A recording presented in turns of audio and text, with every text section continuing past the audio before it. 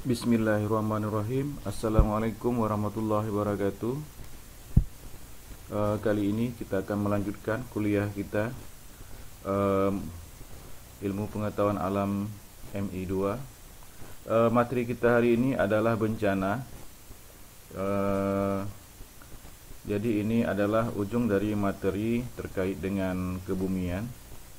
Jadi kita udah belajar tentang litosfer, tentang atmosfer, hidrosfer dalam hal ini terkait siklus air dan lain sebagainya, termasuk penampakan alam di materi terakhir kita. Maka sekarang kita masuk materi di ujung materi tentang kebumian, yaitu bencana. Sebagaimana kita ketahui, Aceh pernah mengalami bencana besar, termasuk bencana terbesar di abad ini, yaitu mengalami musibah, yaitu bencana tsunami yang maha dahsyat, ya, sangat besar tsunami-nya. Itu pula yang menjadi tonggak dari perkembangan di dunia kebencanaan, yaitu peristiwa tsunami di Aceh. Itu menggugah bukan cuman kita orang Indonesia, bangsa Indonesia, tapi juga seluruh dunia. Ternyata menyadarkan kita, ternyata kita hidup di dunia ini dalam ancaman atau bahaya bencana, ya. Seperti yang udah kita pelajari di materi-materi sebelumnya, termasuk di materi litosfer, bagaimana kalian udah memahami apa isi bumi kita. Isinya adalah api, ya. Boleh dibilang api, baik itu cair maupun padat, tapi isinya adalah material dengan suhu yang sangat tinggi, ya. Jadi memang kita hanya kulit bumi aja, hanya sekian persen saja di kulit di atasnya, paling atas kulit bumi tempat kita tinggal, ya. Selebihnya adalah bahan-bahan yang panas, ya. Oke, bencana, ya. Biasanya kita melihat gambar ini kalau untuk bicara bencana. Itu ada risk itu resiko, kemudian vulnerability itu adalah kerentanan, dan hazard adalah bahaya, ya. Kemudian defensive preparedness itu ketidakefisiensi dalam persiapan, ya, menghadapi bencana. Oke, supaya kita lebih gampang memahaminya, mungkin lebih gampang kita memahami dengan gambar ini. Kalian perhatikan ada seekor tikus menghadapi sebuah jebakan perangkap, ya. Perhatikan. Oke. Bisa kalian lihat. Tikus dia itu berisiko dalam sebuah risiko, ya. Kalau dia mengambil kuih yang ada di perangkap ini, maka dia bisa mengalami bencana, ya kan? Perhatikan, tikus dia berisiko. Pada posisi dia di sini, dia berisiko. Dia akan tertarik dengan roti yang ada di sini. Perhatikan. Nah, semakin dia dekat dengan roti ini, maka kerentanannya semakin besar. Kerentanannya semakin tinggi. Semakin dia dekat, berarti semakin dia tertarik untuk mengambil roti ini. Semakin dekat, baunya akan semakin terasa, ya. Seolah-olah sudah di mulut, gitu kan. Nah, ini roti ini adalah hazard, bahaya. Bukan cuma roti ini yang bahaya, tapi alat ini adalah bahaya, ya. Alat ini adalah bahaya. Kalau tikus ini sampai menyentuh roti ini atau sampai ke alat ini, maka dia akan dalam bencana. Dia akan mengalami bencana. Bisa dipahami? Oke, saya ulangi. Ada seekor tikus, ya kan? Kemudian ada sebuah roti di dalam sebuah jebakan. Kalian perhatikan. Nah, tikus ini dia memiliki resiko, ya. Setelah dia melihat ada roti, dia memiliki resiko. Dia akan tertarik untuk memakan roti ini. semakin dia dekat sama roti ini, maka kerentanannya semakin tinggi. Kenapa? Karena keinginannya untuk memakan roti ini semakin besar, ya kan?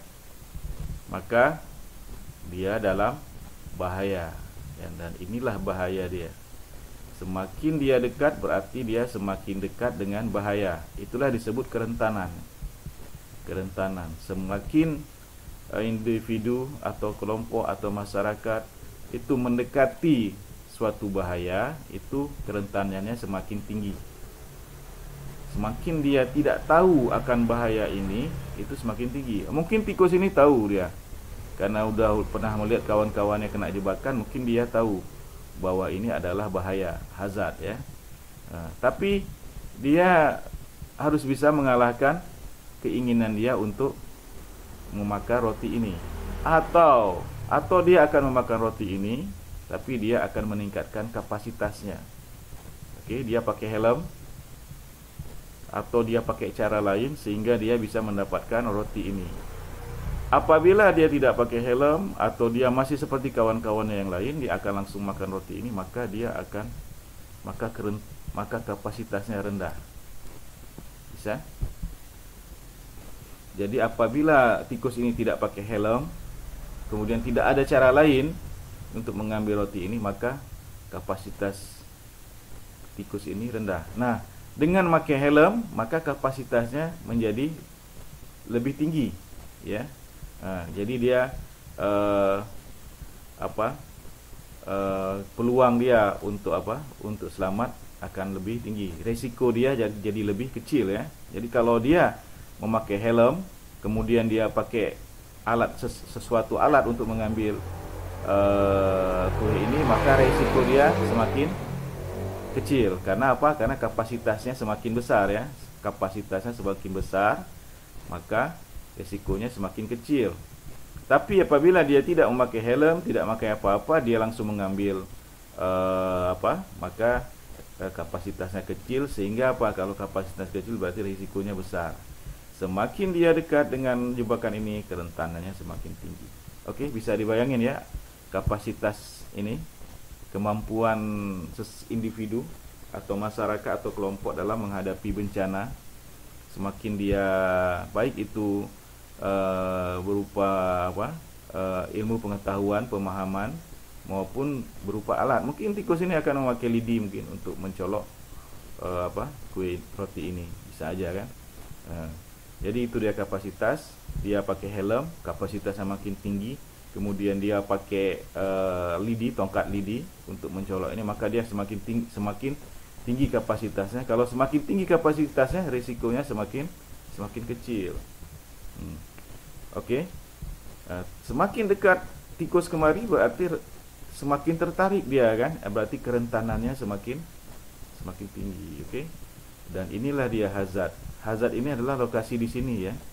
Bukan cuma roti ini, tapi lokasi jebakan ini. Ini adalah hazard. Kalau dia sampai di sini, dia akan menggerakkan jebakan, dan maka dia akan dalam bencana.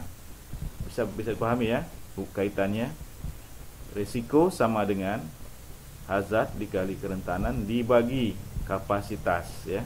Jadi risiko berbanding lurus dengan hazard, risiko berbanding lurus dengan kerentanan, tetapi risiko berbanding terbalik dengan kapasitas.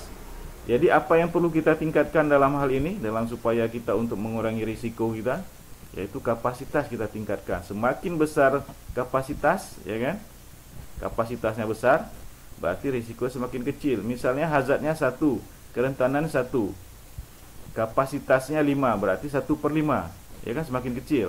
Tapi kalau hazardnya 2, kerentanannya 2, kapasitasnya 1, berarti 2 kali 2 4/1. Jadi gede risikonya.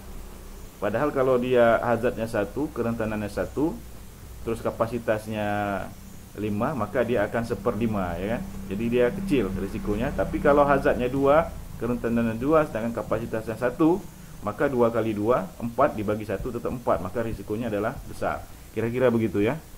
Mudah-mudahan bisa dipahami. Kita lanjut. Apa itu bencana? Ya.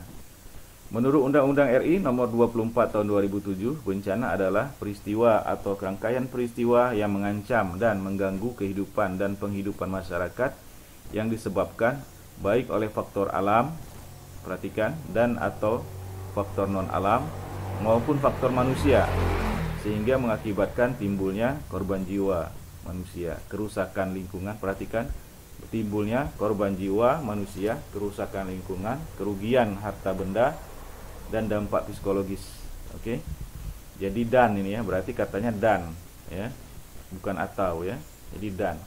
Jadi apabila mengalami korban jiwa, terutama korban jiwa ya, terus kerusakan lingkungan, kemudian kerugian harta benda dan dampak psikologis, maka itulah yang disebut bencana. Misalnya begini, misalnya saya pergi mancing di sebuah teluk, di sebuah tanjung. Kalian sudah paham kalau sudah belajar materi kita yang lalu, sebuah tanjung bagaimana bentuknya. Nah, saya untuk mencapai tanjung tersebut atau semenanjung tersebut, saya harus melewati hutan. Karena apa? Karena semenanjung tersebut jauh dari tempat penduduk ya, jauh dari perkampungan. Jadi saya harus naik gunung, kemudian saya harus turun gunung, kemudian saya sampailah ke semenanjung sana, dan bersama kawan-kawan saya mancing di sana.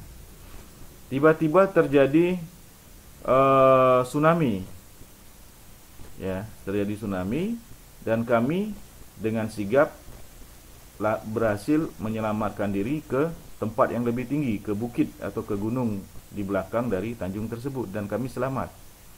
Nah, cuman begitu kita lihat, maka daerah tanjung tersebut hancur habis oleh tsunami. Demikian juga di sekitar tanjung tersebut, sepanjang mata memandang itu habis kena tsunami, dampak dari tsunami. Hutan bakaunya rata ya, pohon-pohon kelapa banyak yang tumbang, itu kan. Tapi itu wilayah itu jauh dari permukiman penduduk. Kenapa? Karena penduduk tahu kalau tanjung tersebut sering mengalami bencana, sering mengalami tsunami.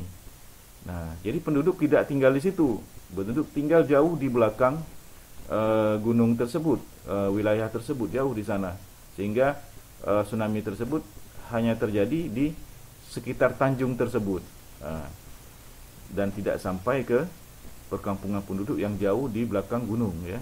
Nah, apakah itu sebuah bencana? Bukan ya, itu bukan sebuah bencana, tapi itu adalah kejadian alam.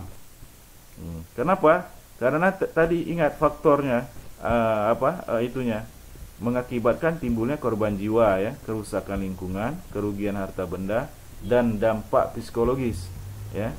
Nah, dari kejadian alam tersebut tidak ada korban jiwa ya, ada kerusakan lingkungan hanya seputar di sepanjang tanjung tersebut ya kan. Tidak ada kerugian harta benda karena penduduk tidak tinggal di daerah situ. Kemudian dampak psikologisnya pun penduduk tidak tahu, mungkin telah terjadi tsunami di situ. Karena apa? Karena itu jauh sekali dari perkampungan. Jadi itu bukan bencana, tapi itu adalah kejadian alam.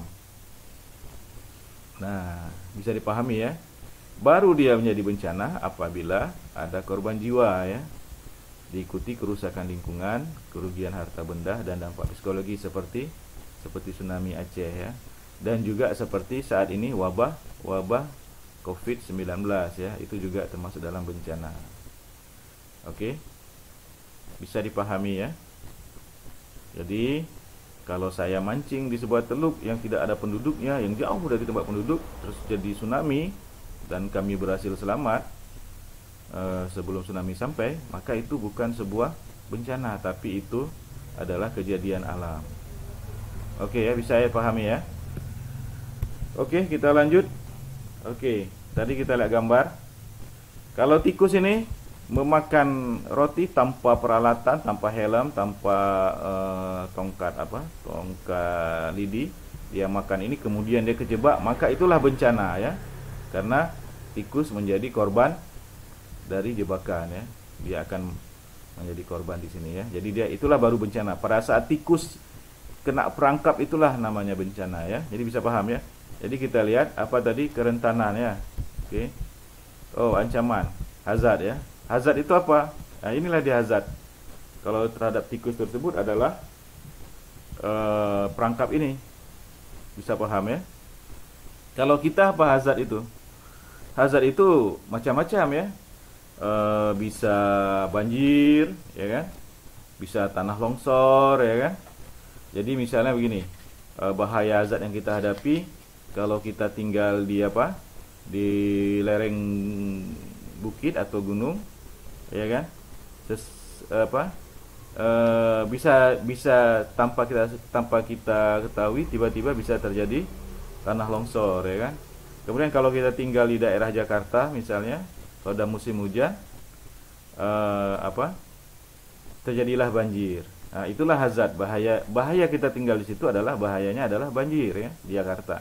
Dan bahaya kalau kita tinggal di daerah yang lereng gunung atau lereng bukit adalah tanah longsor. Nah, itulah bahayanya. Bisa kita lihat misalnya ada tebing-tebing curam, ya kan? Di dekat rumah kita. Nah, itu bahaya. Kenapa? Karena suatu kali nanti dia bisa menjadi longsoran ya, bisa menjadi longsor. Nah, itulah hazard itu. Jadi pada waktu kita lihat lereng bukit atau lereng gunung di dekat kampung kita yang tebingnya curam, yang tanahnya gembur, yang kita khawatir bisa terjadi bencana longsor menerpa kampung kita, itulah dia hazard. Kondisi di mana lereng gunung tersebut yang tidak aman ya, tidak aman. Nah, jadi apa itu kerentanan kita?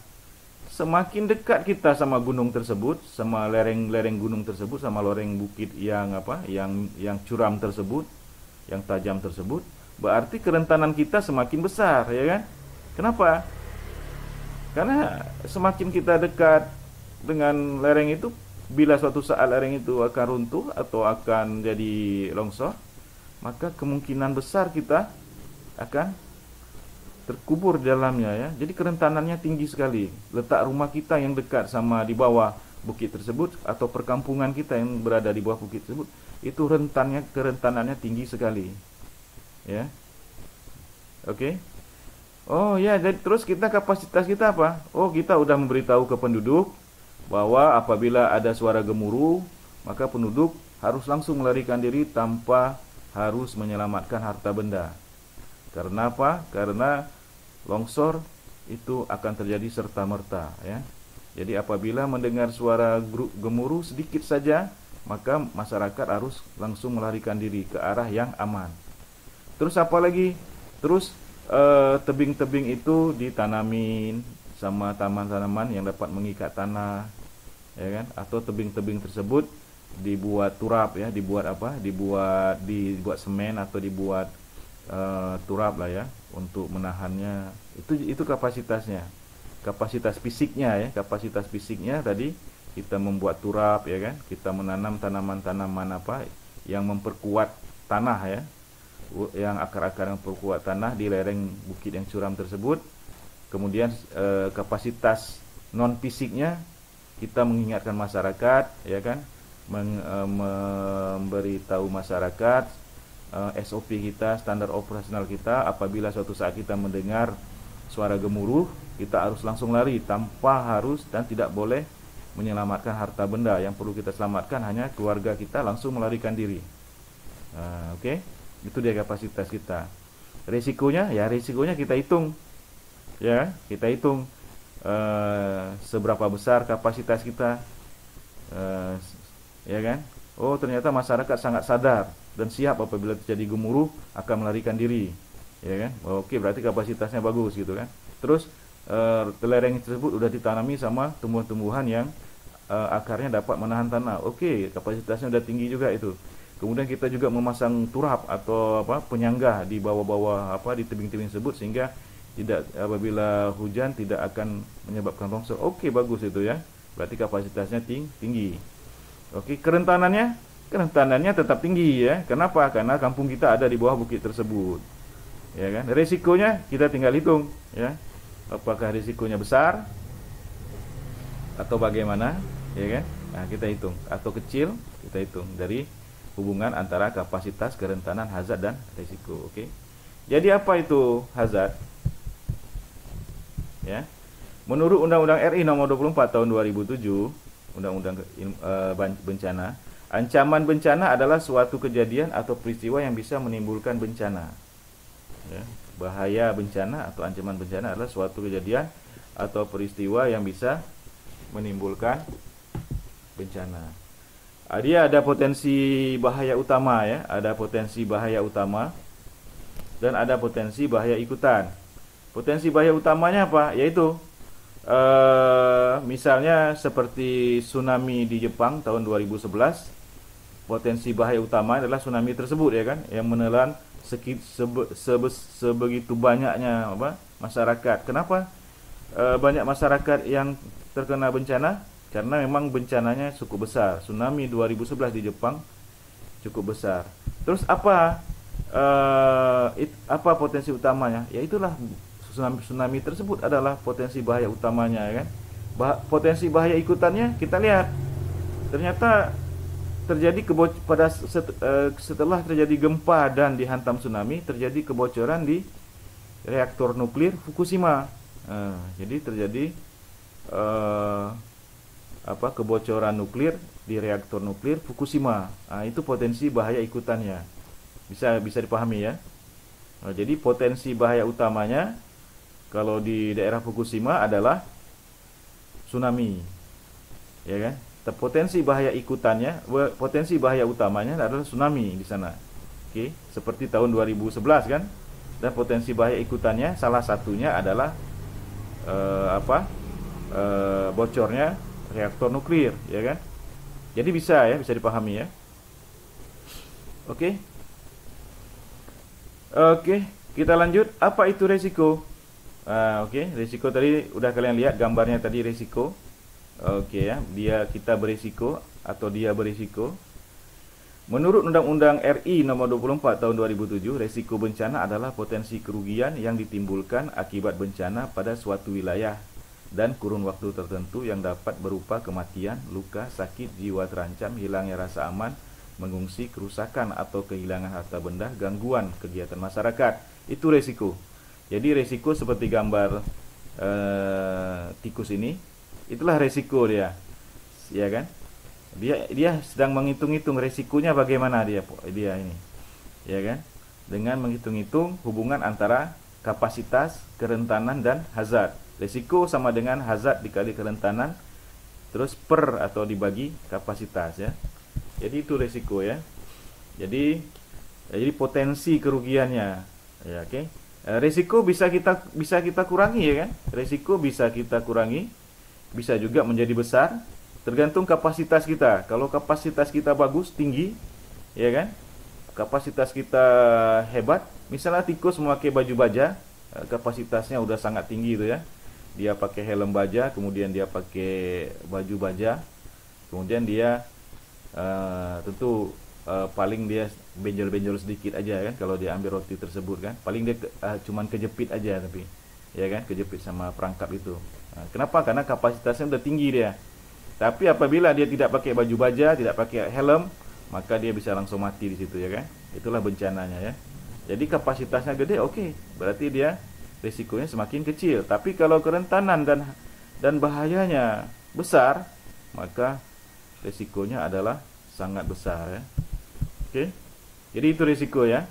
Risiko. Jadi kalau kita tinggal di Banda Aceh, tinggal di misalnya di Syahwala atau tinggal di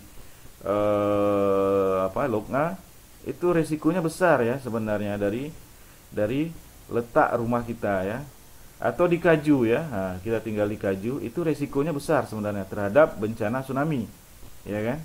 Karena apa? Karena di Kaju tidak ada tempat kita untuk menyelamatkan diri, gedung menyelamatkan diri kayak escape building di Ulele ya. Oke, nggak ada. Jadi itu sebenarnya risiko sangat besar sekali. Nah, Ulele itu risikonya bisa lebih kecil. Kenapa? Karena di situ sudah ada kapasitas, yaitu apa? Kapasitas secara fisik, yaitu apa? Gedung escape building, gedung yang suatu waktu apabila terjadi bencana tsunami kita bisa naik ke atasnya untuk menyelamatkan diri. Sedangkan untuk wilayah Kaju, untuk wilayah Syahwala, untuk wilayah Lokna nggak ada gedung tersebut. Jadi kapasitas di Ulele untuk menghadapi bencana tsunami itu lebih baik, kapasitasnya lebih tinggi dibandingkan sama orang yang tinggal di Kaju atau di Shah Kuala atau di Lok Nga sana. Bisa ya, bisa paham ya. Ya, itu kapasitasnya ya. Selain itu tadi saya sudah jelaskan ada secara fisik kayak bangunan escape building kalau terhadap tsunami, dan secara non fisik yaitu pemahaman masyarakat apabila terjadi gempa diikuti air laut surut, maka masyarakat segera naik ke gedung-gedung penyelamat atau escape building ya, atau pergi menjauhi pantai ya. Oke, bisa ya. Apa itu kerentanan? Oke. Apa tadi saya sudah jelaskan? Kalau kita tinggal di pinggir pantai di Kaju misalnya, kita tinggal di Shah Kuala, kita tinggal di Lok Nga, maka kerentanan kita tinggi ya. Kerentanan kita tinggi terhadap bencana. Ya, bisa ya? Oke, bisa ya? Ini dia. Jadi kerentanan, kalau tikus semakin dekat dia dengan kue tersebut, maka kerentanan semakin tinggi. Kenapa? Dia akan semakin tertarik karena wanginya roti tersebut semakin menggodanya ya kan. Nah, demikian juga kita apabila kita tinggal di daerah pesisir pantai kayak di Kaju, maka kerentanan kita tinggi terhadap bencana tsunami. Oke, kerentanan adalah keadaan atau sifat atau perilaku manusia atau masyarakat yang menyebabkan ketidakmampuannya menghadapi bahaya atau ancaman. Bisa ya? Jadi kalau kita tinggal di Kaju, begitu ada tsunami, ya kan, susah kita ya kan. Kadang mungkin kita bisa cepat melarikan diri, tapi mungkin juga kita tidak sempat melarikan diri ya. Itulah dia kerentanan. Ya.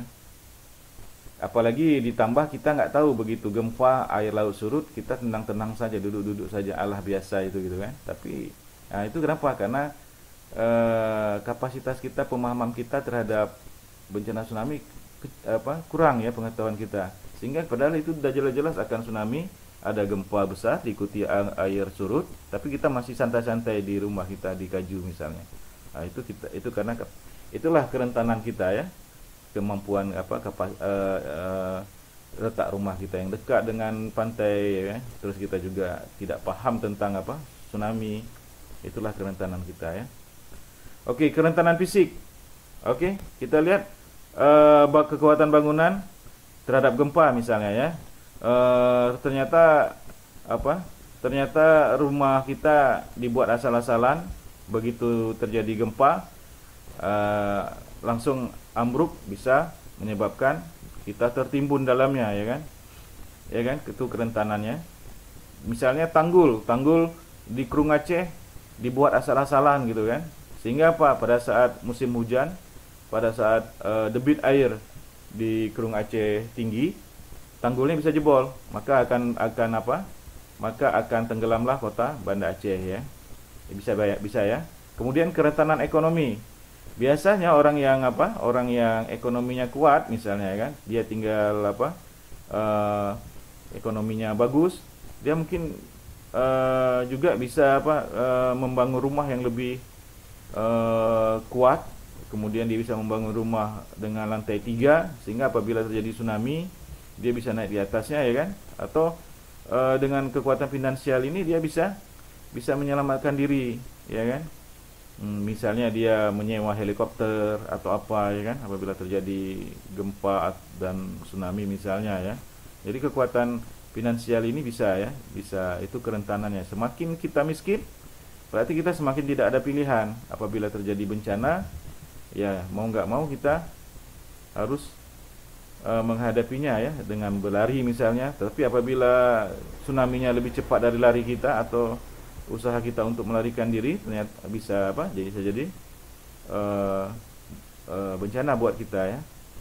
Jadi kekuatan finansial itu pengaruh juga ya. Kemudian kerentanan sosial ya. Nah, ini termasuk pengetahuan ya kan. Pengetahuannya tentang bencana tsunami kurang. Orang lain udah kabur melarikan diri, dia masih santai gitu kan di rumahnya. Sehingga karena apa? Karena pengetahuannya kurang. Terus kesehatan ya.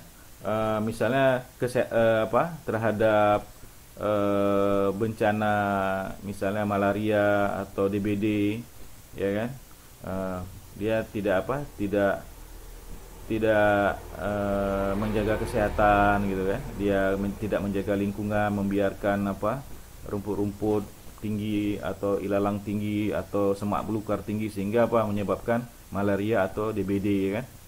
Eh, atau juga apa, karena eh, apa, kesehatan di sana, karena apa, di wilayah kumuh misalnya dengan fasilitas kesehatan yang kurang, sehingga apa, apabila terjadi musibah kayak pandemik sekarang ini, maka puskesmas di daerah tersebut atau rumah sakit di daerah tersebut tidak mampu menangani pasien. Kenapa? Karena di daerah tersebut apa, secara sosial mungkin mereka lebih rendah ya, kerentanan sosialnya ya. Bisa ya. Kemudian kerentanan lingkungan. Nah, tadi udah kita kasih contoh ya. Lereng apa? Lereng bukit longsor ya, itu bisa juga ya. Semakin apa? Kalau kita tinggal semakin dekat sama lereng gunung, ya berarti kerentanan kita semakin tinggi ya. Oke ya, bisa ya. Oke, apa itu kapasitas? Tadi kita udah lihat tikus tadi dengan kapasitasnya. Oke ya. Helm ya. Diwakili oleh helm dan baju mungkin ya, baju besi ya. Apa itu kapasitas? Kapasitas adalah kemampuan daerah dan masyarakat untuk melakukan tindakan pengurangan ancaman dan potensi kerugian akibat bencana secara terstruktur, terencana dan terpadu.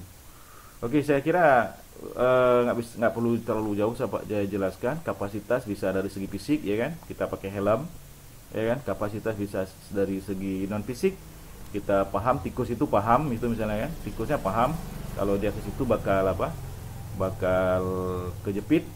Tapi dia pengen sekali makan roti tersebut, maka dia meningkatkan kapasitasnya, yaitu dengan memakai helm, dengan memakai baju besi dan memakai lidi untuk mencolok roti tersebut ya. Itu dia punya kapasitas. Dua-dua fisik dia punya, yaitu dia pakai helm, dan kapasitas dia tahu kalau itu bahaya, maka dia itulah kapasitas dia ya, non fisiknya. Oke, inilah, coba kalian perhatikan ini bencana apa? Ini bencana apa? Oke, betul ya, betul dan salah ya. Ini memang bencananya adalah gunung berapi. Tapi belum tentu bencana gunung berapi. Kenapa? Karena gunung berapinya jauh dari kita ya. Yang jadi ancaman kita apa? Yang jadi ancaman kita adalah awan panas. Perhatikan awan panas tersebut ya. Perhatikan, ini dia. Ini yang menjadi bahaya kita kan. Kalau dia melewat di kampung kita, kita bisa hangus satu kampung. Jadi yang jadi bahaya ini adalah awan panas ya, bukan gunung berapinya. Tapi kalau kita lebih dekat lagi kemari ya, gunung berapi adalah ancaman ya, bahaya ya. Dan bahaya utamanya adalah gunung berapi ya. Kalau kita berada lebih dekat lagi kemari, bahaya utama adalah gunung berapi. Sedangkan bahaya susulannya adalah awan panas. Tapi kalau rumah kita cukup jauh, gunung berapi mungkin tidak terlalu menjadi ancaman bahaya untuk kita, tapi yang jadi bahaya utama kita adalah bisa ya. Nah, ini gempa ya, gempa. Setelah gempa maka rumah-rumah akan runtuh. Oke, kita lihat, perhatikan rumahnya dari mana? Dari bahan-bahan lapuk ya, perhatikan kayu-kayu lapuk ini ya. Ini berarti apa? Berarti kerentanannya tinggi ya, karena bangunannya dari bangunan-bangunan yang lapuk begini, kayu-kayu yang lapuk, itu kerentanan tinggi ya. Oke. Salah satunya nanti apabila setelah bencana ini, baiknya orang kampung ini membangun rumah yang lebih kokoh ya, sehingga apabila suatu saat mereka menghadapi bencana, rumah mereka bisa lebih bertahan ya. Padahal kalau rumah mereka kokoh, kemungkinan besar mereka pada saat gempa terjadi mereka akan selamat ya.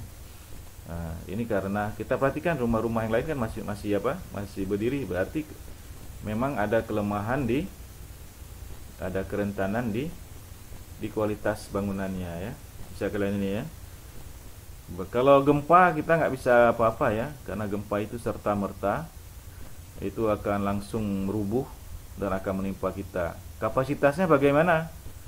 Ya, kapasitasnya ya itulah, kita harus membangun bangunan rumah yang kokoh ya, untuk menghadapi bencana gempa apabila daerah kita adalah daerah gempa, dan memang daerah kita adalah daerah gempa ya. Oke, bisa ya, bisa dipahami ya. Bisa dipahami ya. Oke. Oke, ini banjir Jakarta, biasanya banjir seperti ini, ya kan? Oke. Saya kira kalau dari pengetahuan masyarakat sudah tahu kalau Jakarta pasti akan banjir, ya kan? Terus bagaimana dia untuk meningkatkan kapasitasnya? Ya, berarti apa? Mungkin mereka harus buat rumah panggung, ya kan? Seperti kita zaman dulu, rumah-rumah kita rumah panggung. Kenapa kita buat rumah panggung zaman dulu? Karena kalau banjir, ya kita ada di atas rumah, gitu kan? Kita nggak kena banjir, ya kan? Karena apa? Karena memang kita tinggal di daerah banjir. Daerah itu adalah memang tempat air. Apabila suatu saat hujan, dia air ke situ, rawa-rawa. Banda Aceh rawa-rawa sebagian kan. Untung kita masih bagus tanggul Kurung Aceh kita, dan kita pembuangan air kita di Lamnyong itu masih bagus juga, cukup luas ya. Banjir kanal kita ya, banjir kanal kita di jembatan Lamnyong itu ke laut Alunaga sana, itu cukup besar kan. Nah, itu dia tempat pembuangan kita, sehingga kita masih aman dari bahaya banjir untuk sementara ini. Itu secara fisik ya. Kalau Kota Banda Aceh dia membangun banjir kanal ya, banjir untuk membuang air apabila debit air yang masuk Kurung Aceh tinggi yang dari Selawah sana, maka dia akan dibuang lewat Lamnyong ya ke Alunaga sana. Oke, jembatan yang sering kalian lewati. Itulah fungsinya untuk apa itu? Untuk membuang air apabila debit air di Kurung Aceh yang berasal dari Gunung Selawah itu tinggi. Sehingga apa? Sehingga Kota Banda Aceh tidak banjir. Nah, pada dasarnya Kota Banda Aceh harusnya banjir. Karena apa? Karena Kota Banda Aceh adalah tempat air. Kota Banda Aceh berasal dari rawa-rawa sebagian besar. Ya, rawa-rawa yang ditutup, sama kayak Kota Jakarta ya. Jadi itulah sebenarnya bukan salah air, yang salah kita. Kita tinggal di tempat air. Apabila air datang, dia ingin balik ke rumahnya, ya banjirlah kita kan. Bisa paham ya? Oke, ini dia. Mungkin kalian ada sebagian yang tinggal di daerah bukit-bukit. Inilah dia bahaya dari tanah longsor, bukit-bukit. Perhatikan ya. Ini dia bahaya tanah longsor ya. Oke, ini kawasan kita memang disebut Ring of Fire Indonesia, dari Aceh sampai ke Papua. Kalian perhatikan gunung api semua. Itulah yang disebut Ring of Fire. Kenapa? Kita udah belajar, saya udah berapa kali jelaskan mengenai apa? Mengenai kerak bumi. Kalian perhatikan kemarin materi kita sebelumnya, lapisan bumi, lempeng bumi. Nah, kalian perhatikan di sini ada lempeng bumi ya, lempeng ini Euroasia, masih ingat? Dan di sini adalah India Australia atau Indo Australia atau India Australia. Perhatikan di sini, ini di sini yang menyebabkan gempa Aceh dulu ya kan? Gempa tsunami dulu di sini penyebabnya. Ya, di pertemuan lempeng ini ya.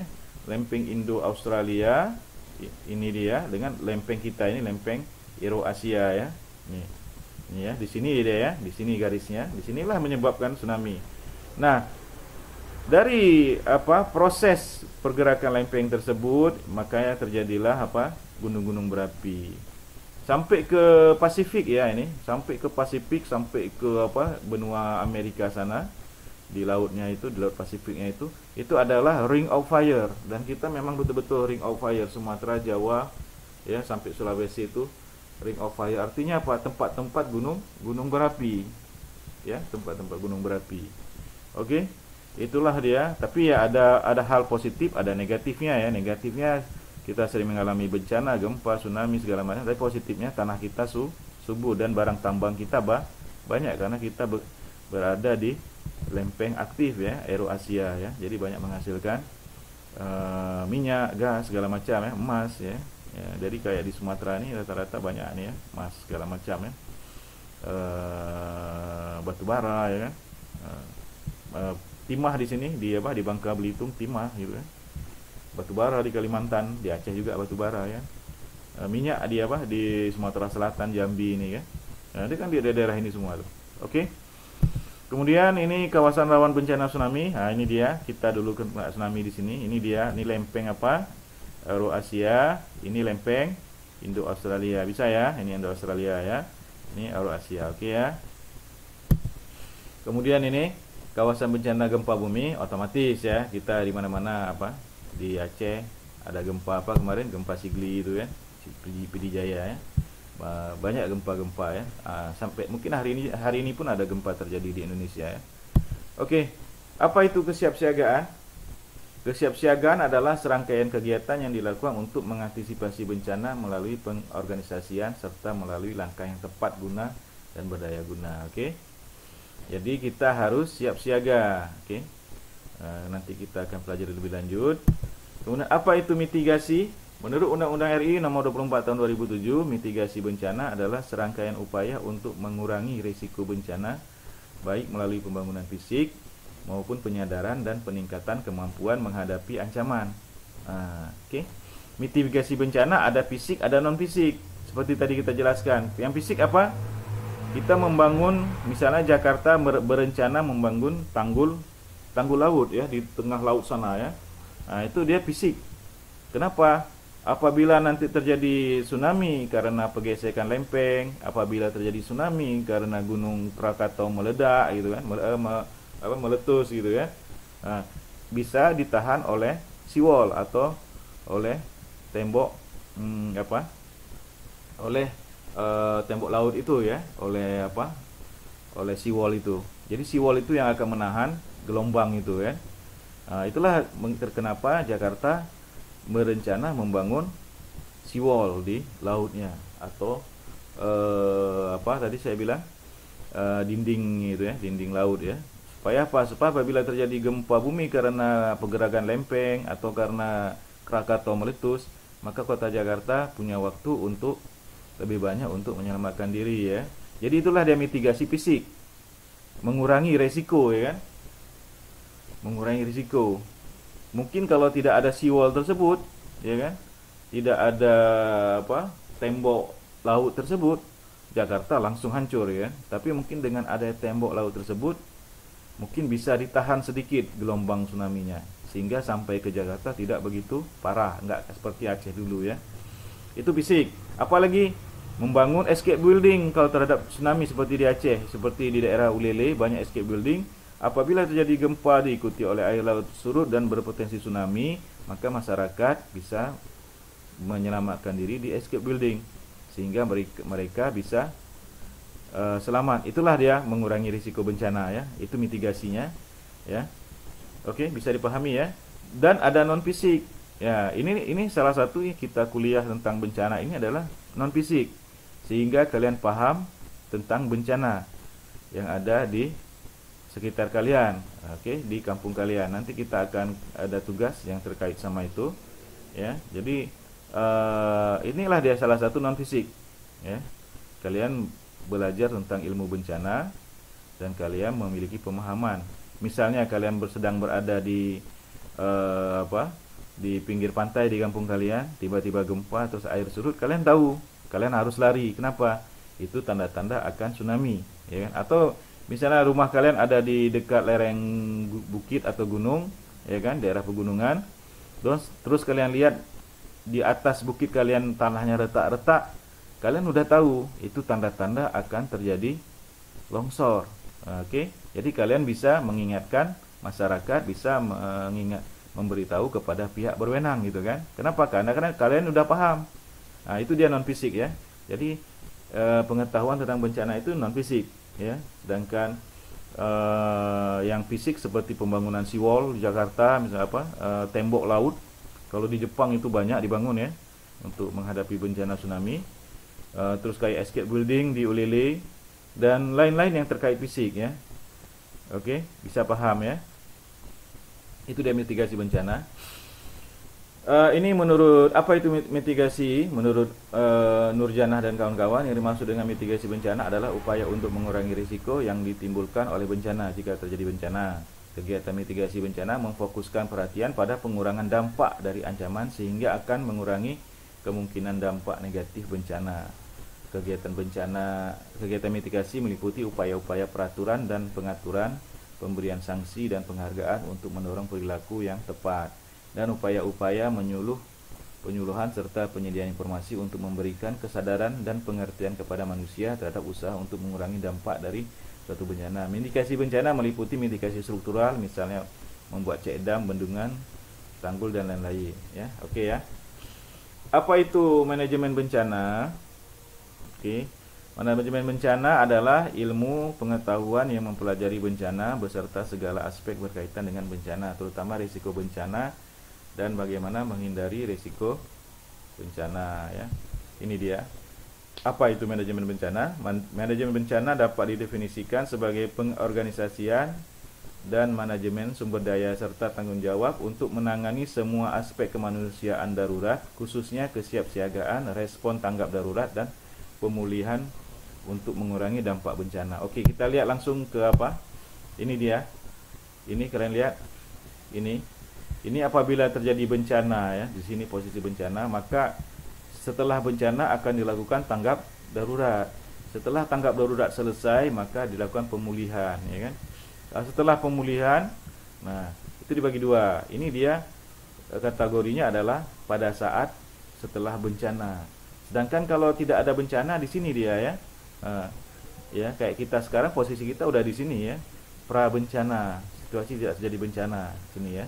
Oke, kemudian pra bencana, situasi ada potensi bencana. Misalnya sekarang kita masuk di sini tanggap terhadap Covid, kita masuk di Jakarta ya. Jakarta masuk di sini ya, tanggap darurat dan pemulihan. Masih tanggap darurat ya, belum pemulihan. Kenapa? Karena masih korbannya masih tinggi ya. Oke, bisa ya. Ini dia. Jadi tadi kalau ini bencananya di sini kita taruh. Kalau tadi kan bencananya ini posisinya di bawah. Kalau yang ini kita taruh di sini. Nah dia. Setelah bencana maka akan ada tanggap darurat ya. Dia isinya apa? Kajian darurat, rencana operasional, tanggap darurat itu ya. Kemudian setelah tanggap darurat, masa tanggap darurat biasanya ditentukan oleh pemerintah 3 minggu, sebulan, setahun atau seberapa. Setelah itu baru proses pemulihan ya. Rehabilitasi, rekonstruksi ya, pembangunan kembali apa?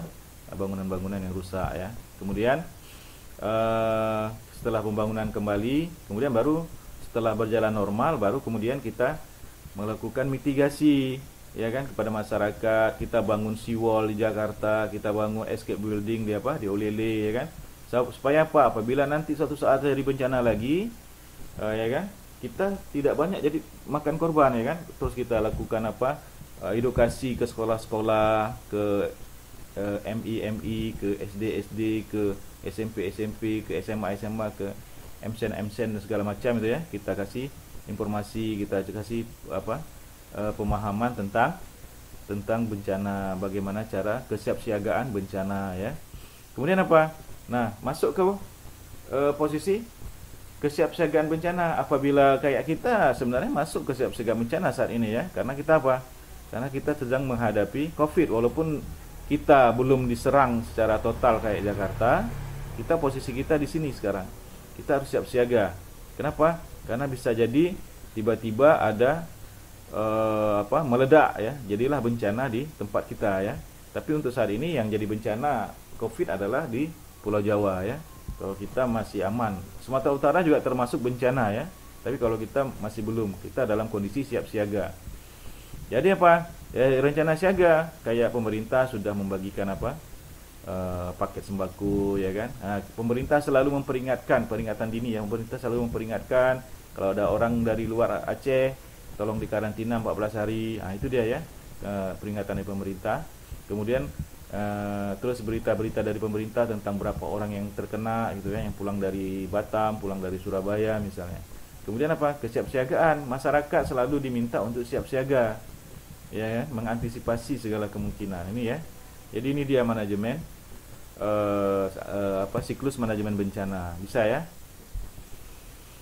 Oke, ini dia. ini dia kondisi yang sering kita lihat di sini ya, di Indonesia. Apabila kita mulai dari mana? Dari bencana boleh. Apabila terjadi bencana, dia kan aturannya tanggap darurat, kajian darurat, rencana operasional, bantuan darurat. Nah, ternyata apa masalah di sini?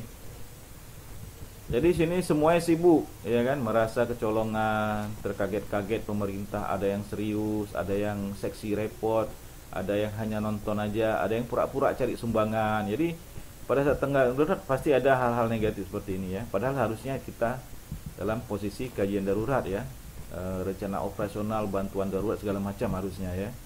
Jadi kita harus menyelamatkan masyarakat secepat-cepatnya ini ya, masa tanggap darurat. Sebanyak-banyaknya menyelamatkan korban ya, baik korban jiwa maupun korban luka-luka ya. Kemudian masuk kemari pasca darurat ya kan, pemulihan, rehabilitasi. Jadi setelah tanggap darurat dinyatakan selesai, maka masuklah fase pemulihan, pembangunan kembali masjid, pembangunan kembali rumah-rumah penduduk yang terkena bencana ya kan, pembangunan kembali sekolah ya kan, pemulihan, rehabilitasi, penuntasan, termasuk juga bagi yang trauma dikasih rehabilitasi segala macam ya, dari psikolog ya kan, pembangunan kembali ya. Apa di sini masalahnya? Di sini mulailah berbau proyek ya kan, banyak yang cari proyek ya pas. Oke. Kemudian di sini masuk ke dalam aman-aman aja ini ya, dalam kondisi aman kita kayak seperti beberapa waktu yang lalu kita aman habis bencana, maka harusnya kita melakukan mitigasi ya kan, membangun escape building di Syahwala, membangun escape building di Kaju, membangun escape building di Loknga. Kenapa? Karena daerah itu adalah daerah yang paling parah pada saat terjadi bencana dulu gitu kan. Nah, di sini ya, pada saat di sini dulu itu yang paling parah. Jadi pada saat di sinilah harusnya kita membangun, harus buat mitigasi, atau kita buat seawall ya di Laut Aceh sana, kita buat seawall sehingga apabila jadi tsunami lagi tidak parah seperti dulu, seperti saat 2004 di sini ya kan. Nah, disinilah saatnya kita harusnya melakukan mitigasi pencegahan. Sekolah-sekolah harusnya rajin melakukan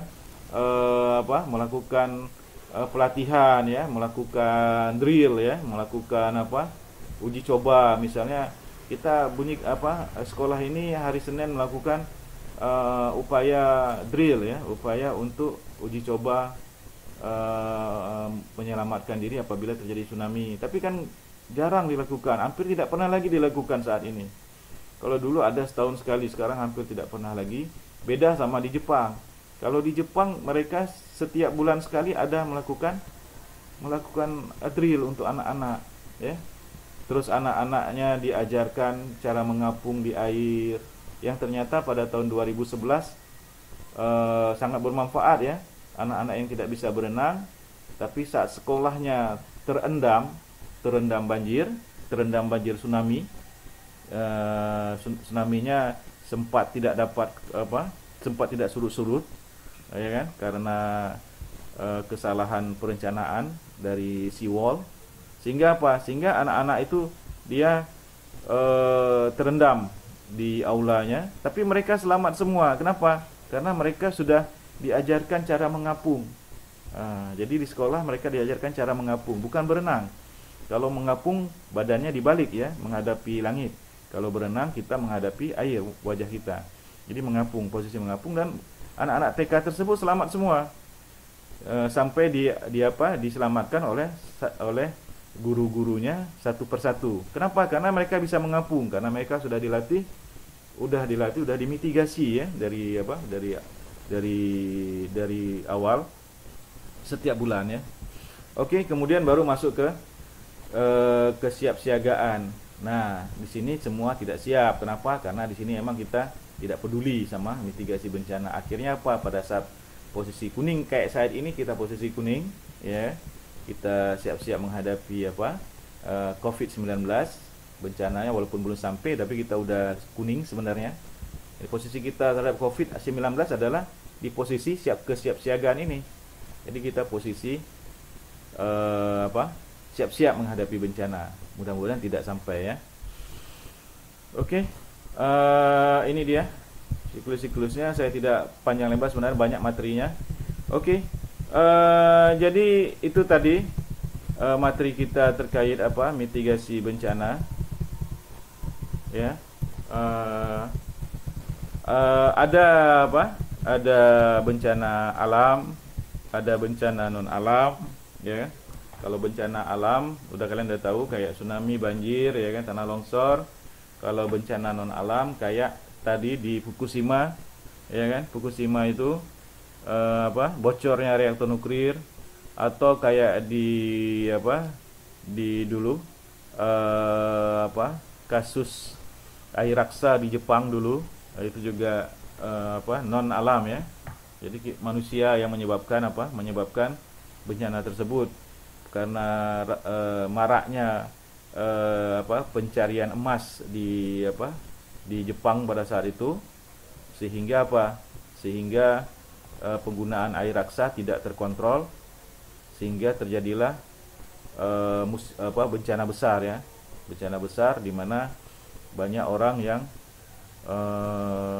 cacat ya, cacat, orang lahir cacat, orang yang sudah hidup pun cacat ya, karena apa?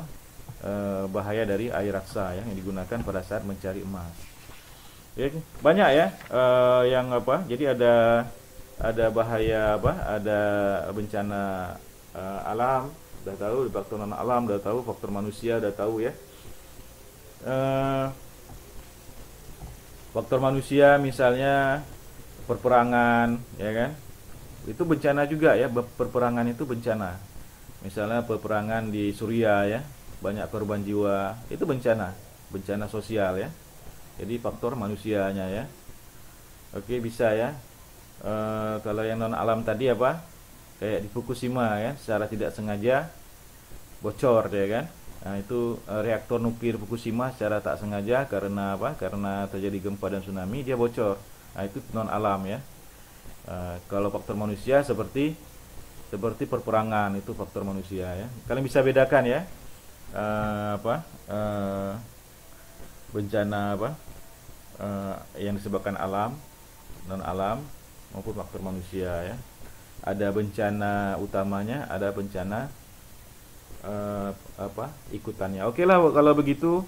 Saya kira kalau ada pertanyaan silakan kalian tanya lewat WA. Ada yang kurang jelas untuk kuliah ini, saya kira cukup sekian. Saya tutup dengan Assalamualaikum warahmatullahi wabarakatuh.